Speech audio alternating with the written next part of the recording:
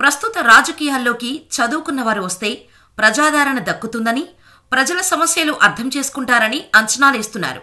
కానీ ప్రజలకు మేలు చేయటానికి, ప్రజా సమస్యల పరిష్కారానికి చిత్తశుద్ధితో ప్రయత్నించటానికి ఉన్నత విద్యార్హతలు అవసరం లేదు. విదేశాల్లో ఉద్యోగాలు చేసి రావాల్సిన పని లేదు. పెద్ద పెద్ద వ్యాపార, పారిశ్రామిక సంస్థల నిర్వహణానుభవం అసలే అక్కర్లేదు. నిరుపేదలు కూడా దేశాన్ని ప్రగతి పథం వైపు నడిపించవచ్చు. పాలకుల పట్ల ప్రజలెట్టుకున్న ఆశల్ని సఫలీకృతం చేయవచ్చు అని నిరూపించిన ఎందరో రాజకీయ నాయకులు దేశంలో ఉన్నారు. అలాంటి నాయకుడే కామరాజ్ నాడార్. కామరాజ్ నాడార్ ఉమ్మడి మద్రాస్ రాష్ట్రానికి ముఖ్యమంత్రిగా పనిచేశారు. లాల్ బహదూర్ శాస్త్రి, ఇందిరాగాంధీలను ప్రధాని పదవిలో కూర్చోబెట్టడంలో కీలక పాత్ర పోషించారు. ఏఐసీసీ అధ్యక్షునిగా పనిచేశారు. వీటన్నిటికంటే ముందు సుదీర్ఘకాలం స్వతంత్ర సమరంలో పాల్గొన్నారు. ఉప్పు సత్యాగ్రహం సమయంలో 2 ఏళ్లు జైలు శిక్ష అనుభవించారు.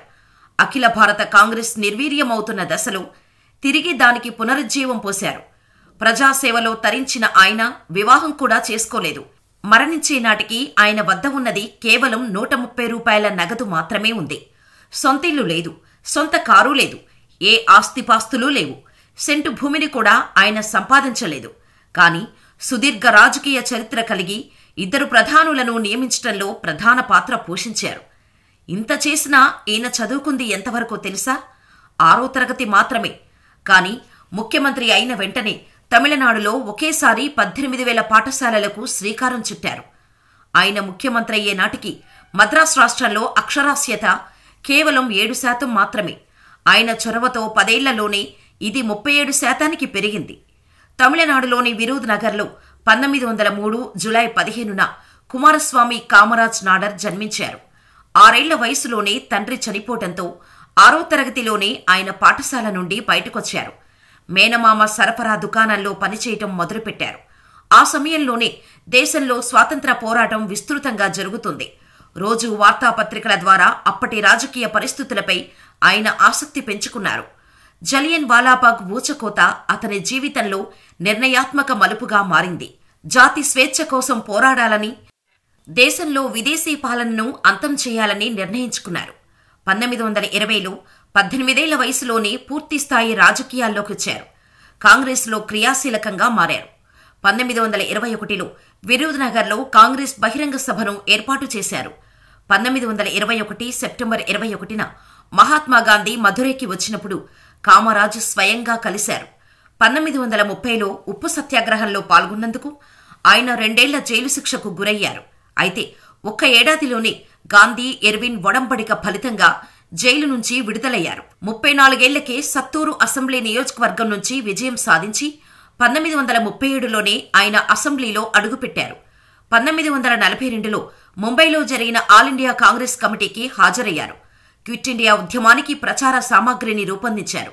అదే ఏడాది ఆయన్ను పోలీసులు అదుపులోకి తీసుకుని 3 ఏళ్లు నిర్బంధించారు. ఆయన మొత్తం 3000 రోజులకు పైగా జైల్లోనే గడిపారు.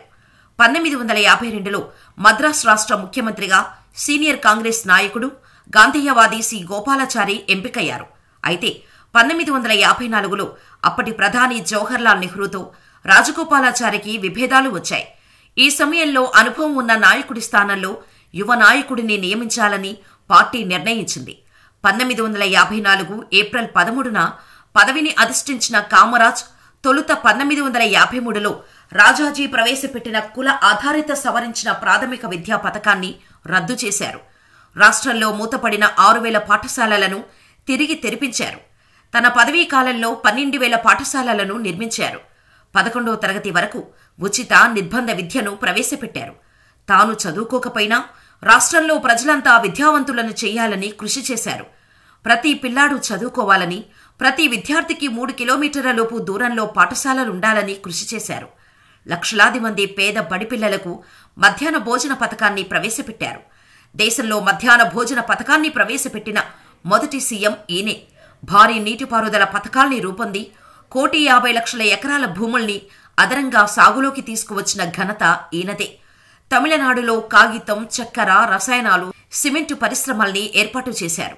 1964లో నెహ్రూ మరణానంతరం కల్లోల పరిస్థితుల్లో కాంగ్రెస్ను ముందుకు నడిపించారు. నెహ్రూ అనంతరం ప్రధానమంత్రి అయ్యే అవకాశం ఆయనకొచ్చింది. కాని అందుకాయన నిరాకరించారు. లాల్ బహదూర్ని ప్రధానిగా ప్రతిపాదించారు. శాస్త్రి మరణానంతరం ఇందిరాగాంధీకి పగ్గాలు అప్పగించటంలో కీలక పాత్ర పోషించారు. అప్పటి నుంచి ఆయన ఇండియాలో కింగ్ మేకర్గా పేరొందారు. ముఖ్యమంత్రిగా ప్రభుత్వం అందించిన భద్రతను నాడార్ నిరాకరించారు. ఒకే పోలీస్ పెట్రోలింగ్ వాహనంతో ప్రయాణించారు. విరూద్ నగర్లోని తన నివాసానికి పురపాలక సంఘం ఏర్పాటు చేసిన నీటి కనెక్షన్ను కూడా ఆయన వద్దన్నారు.